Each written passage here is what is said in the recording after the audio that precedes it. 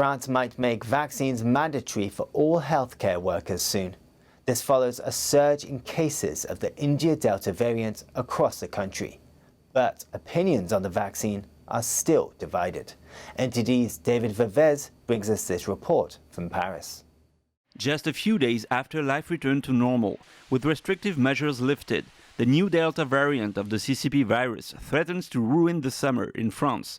That's according to a French government spokesperson, who warned that a fourth wave might be coming, as the highly contagious Delta variant now represents around 40% of new COVID-19 infections in France. French President Emmanuel Macron said on July 7th that he would take new measures. One of these might be making vaccines mandatory for healthcare workers. This would include nurses, doctors, and other staff in both public and private hospitals. But this measure could be controversial, as there are different opinions on the vaccine efficacy. According to one doctor at a Marseille hospital, there are still uncertainties with the vaccine. We still don't know the risk-benefit ratio of the vaccines. Most of the information we've collected on the vaccines comes from the pharmaceutical industry, so there's a conflict of interest. One poll shows 72% of the French say vaccination should be mandatory for healthcare workers. Another poll shows 58% of the French says it should be mandatory for all French. Back in November, President Macron said vaccination would never be mandatory in France. He now says no door is closed when it comes to making COVID-19 vaccines mandatory. In that case, healthcare workers who refuse the vaccine may be forced to leave their job. It feels like blackmail. If you're not vaccinated, you can't have your freedom. You can't even be part of society. This is also pitting these two parts of the population against each other. The only way to build the future is to move forward together, to reconcile with one another and not be in a struggle. According to the French government, less than 60% of nursing home workers and less than 64% of hospital workers have been vaccinated so far. David Vives, NTD News, Paris. Hungary's Prime Minister says the country remains resolute over its law to ban materials seen as promoting homosexuality in schools. That's despite increasing pressure by the European Parliament. NTD's John Robson has the story. The European Parliament passed a resolution on Thursday condemning a new Hungarian law. The law bans schools from using materials seen as promoting homosexuality.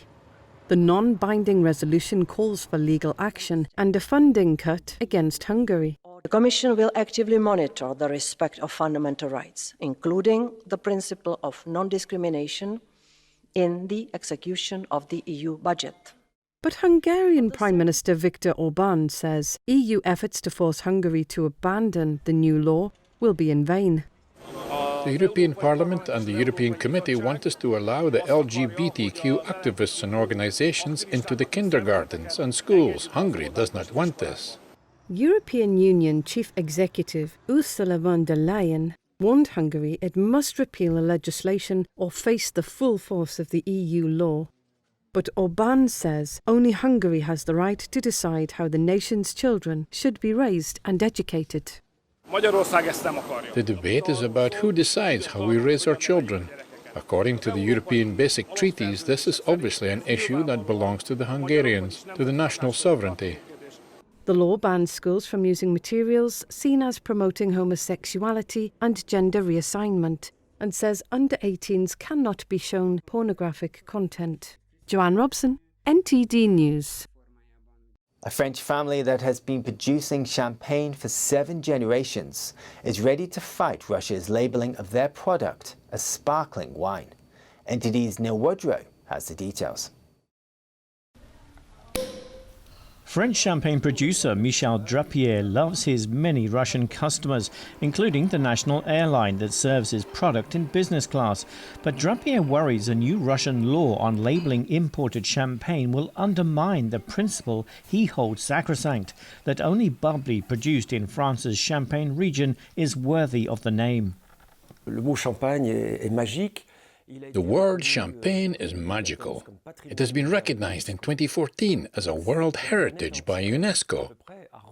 The whole world has recognized champagne as a global treasure. Those who want to attack it are kind of cheaters or swindlers who want to profit from the name. Qui veulent utiliser l'appellation à leur profit. By contrast, Russian producers of what is known in Russia as Champanskoy will not have to attach any such label. Shares in a leading Russian producer went up after the law came into force. The Drapier vineyard has been in the family for 7 generations.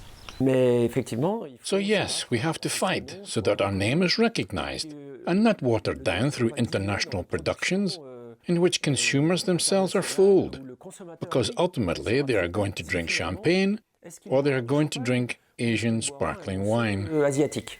The name Champagne has protected status in more than 120 countries, but Drapier is worried that other countries could imitate Russia's move. The French government has promised to react. For the moment, we will have dialogue. If it appears that there is no rapid solution, we will not hesitate if necessary. And if this law is against WTO rules, to demand the consequences. Drapier's daughter says the French region will always stand up to defend its name. I think it's part of the history of the Champagne region. Champagne has always fought so that its regulated geographic indication is recognised and defended around the world. So I think this will not stop. And each time the name Champagne is in danger, we will explain why this comes from this region and why we shouldn't be able to easily reappropriate the name. On the wall of the family home hangs a menu from the 2003 G8 summit in southern France, where Drapier's champagne was served to Putin and other world leaders. Neil Woodrow, NTD News. The famous San Fermin bull run in northern Spain is suspended for the 2nd year in a row because of the pandemic. NTD's John Robson has more on this. The streets of Pamplona in northern Spain are empty as the San Fermin running of the Bulls festival is suspended again due to the pandemic.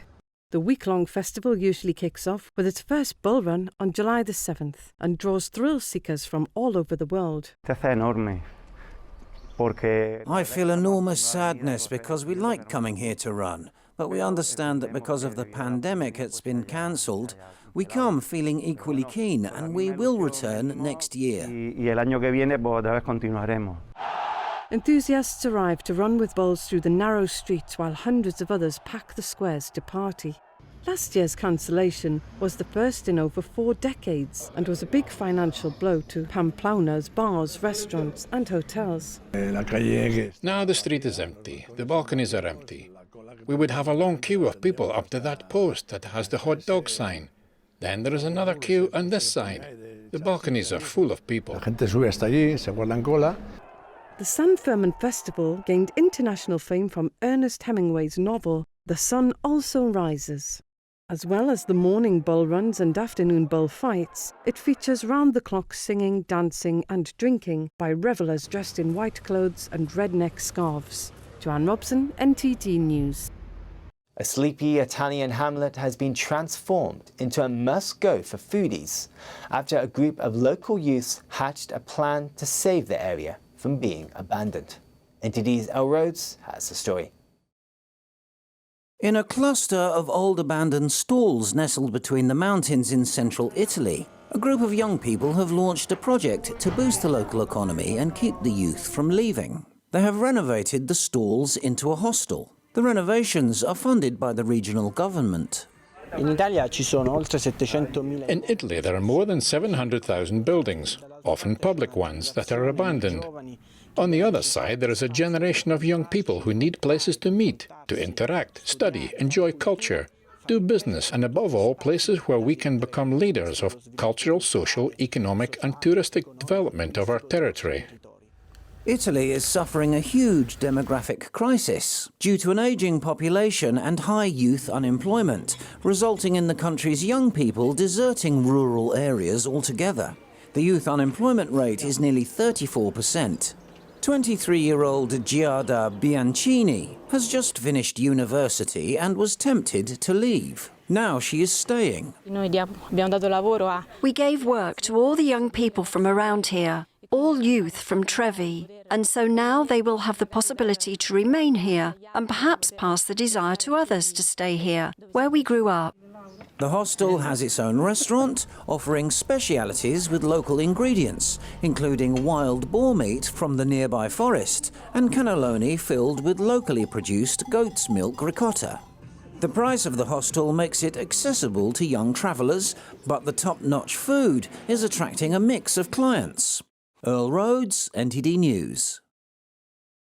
Wild orchids have been found thriving in a Siberian forest, and researchers say the number of species they've spotted growing in large patches is rare, calling for special environmental protection. NTD's John Robson brings us this report. Orchids like these pink cypripediums or lady slippers prefer temperate and subtropical climates. They grow in countries across the northern hemisphere, but it's unusual to find them in Siberia. For several years, orchids appear on the surface in the form of leaves, and only after 3 to 4 or 5 years do they begin to bloom. That is, it takes up to 10 years for an orchid to grow from the speck of dust, from the seed to the flower.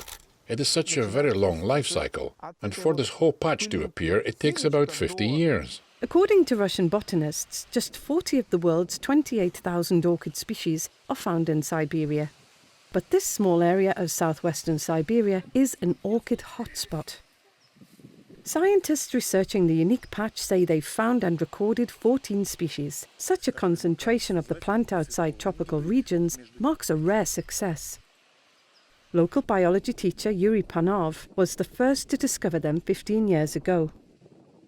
I exclaimed as if I had made a discovery, like Newton, who saw an apple falling from the sky. It was, of course, amazing. I have not seen such orchids anywhere else. He was especially surprised by their abundance.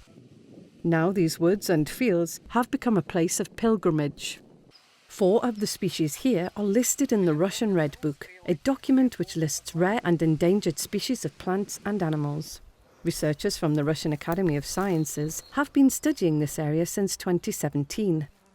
They map orchids' habitats, describe vegetation and take soil samples. They aim to understand the ecological conditions that allow these orchid habitats to thrive and appreciate their natural beauty. I have never been fond of botanical photography before, but in the last 3 years I got hooked on it right to the point of intoxication. So to say, that is, now for 3 hours, without a break, I shoot with one lens, with another, with still another. Each gives its own pattern. In each pattern, I'm looking for certain specifics. Why there's such a diverse number of species here isn't yet known, but scientists believe the rich lime soil here may be a contributing factor. The area doesn't yet enjoy protected status, but the researchers here are hoping that will change. Joanne Robson, NTD News. That's the news for today, and thanks for tuning in. I'm Stuart Lees.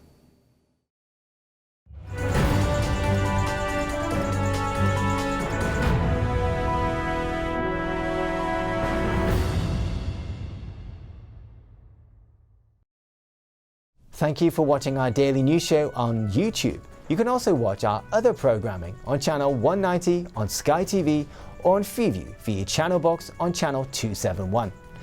In the meantime though, please give this video a like and hit subscribe to our channel. Have a good day.